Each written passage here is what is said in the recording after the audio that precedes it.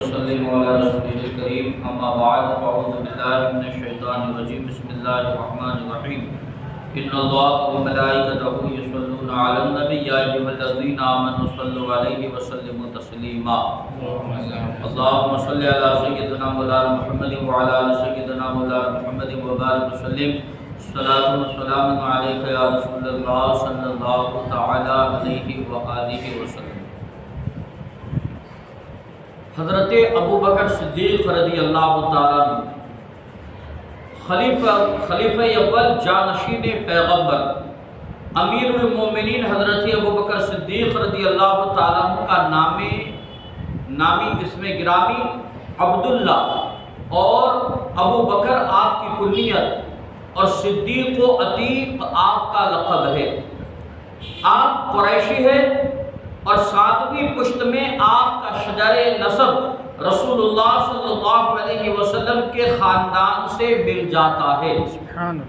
آپ عام الفیل کے 2.5 برس کے بعد مکہ مکرمہ میں پیدا ہوئے۔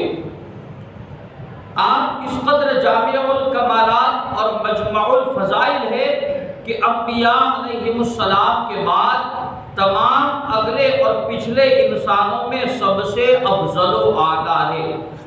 آزاد مردوں میں سب سے پہلے اسلام آپ نے قبول کیا اور سفر و وطن کے تمام مشاہد و اسلامی جہادوں میں مجاہدانہ کارناموں کے ساتھ شامل ہوئے اور صلح و جنگ کے تمام فیصلوں میں آپ شہنشاہ مدینہ صلی اللہ علیہ وسلم کے وزیر اور مشیر بن کر مراحل نبوت کے ہر موڑ پر آپ کے رفیق و جانثار رہے۔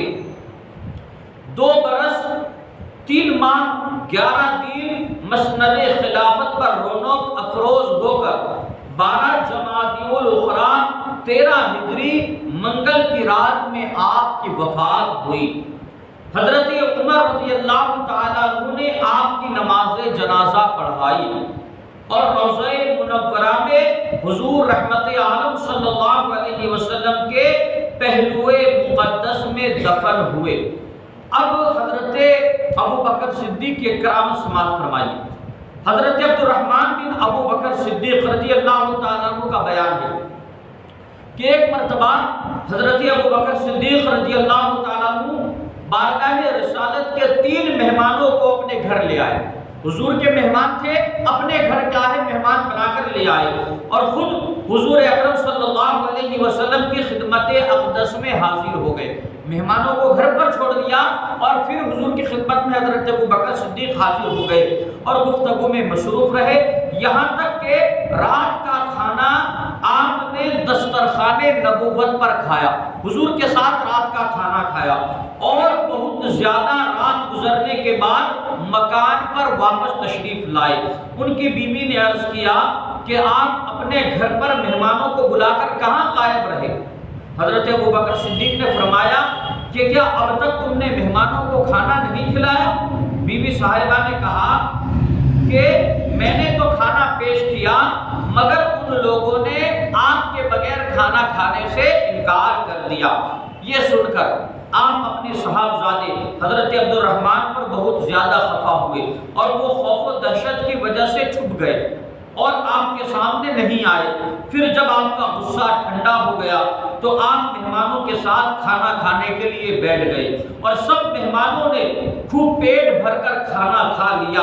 اب مہمانوں کا بیان ہے کہ جب ہم کھانے کے برتن میں سے لقمہ اٹھاتے تھے تو جتنا کھانا ہاتھ میں آتا تھا اس سے کہیں زیادہ کھانا برتن میں نیچے سے ابھر کر بڑھ جایا کرتا تھا۔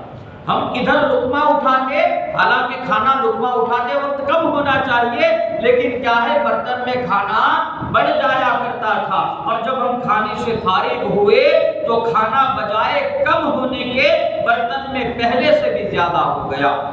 حضرت ابو بکر صدیق رضی اللہ تعالیٰ عنہ نے متعجب ہو کر اپنی بیوی صاحبہ سے فرمایا کہ یہ کیا معاملہ ہے کہ برتن میں کھانا پہلے سے کچھ زائد نظر آتا ہے؟ تو بی بی صاحبہ نے قسم کھا کر کہا کہ واقعی یہ کھانا تو پہلے والے کھانے سے 3 گنا بڑھ گیا ہے، 3 گنا بڑھ گیا ہے۔ اب یہ معاملہ آقا کائنات صلی اللہ علیہ وسلم کی خدمت میں لے کر حاضر ہوئے۔ جب صبح ہوئی تو ناگہاں مہمانوں کا ایک قافلہ دربار رسالت میں اترا، جس میں 12 قبیلوں کے 12 سردار تھے، اور ہر سردار کے ساتھ بہت سے دوسرے 70 سوار بھی تھے۔ ان سب لوگوں نے یہی کھانا کھایا، اور قافلہ کے تمام سردار اور تمام مہمانوں کا گروہ اس کھانے کو شکم سیر ہو کر آسودہ ہو گیا، لیکن پھر بھی اس برتن میں کھانا ختم نہیں ہوا۔ یہ حضرت ابوبکر صدیق رضی اللہ تعالیٰ عنہ کی کرامت کہ آپ کے دسترخوان پر جو کھانا تناول فرماتے، کم ہونے کے بجائے کیا ہے وہ کھانا بڑھ جایا کرتا تھا۔ رب قدیر کی بارگاہ میں دعا ہے اللہ تبارک و تعالیٰ علم دل سمجھ کر اس پر عمل کرنے کی توفیق عطا فرمائے۔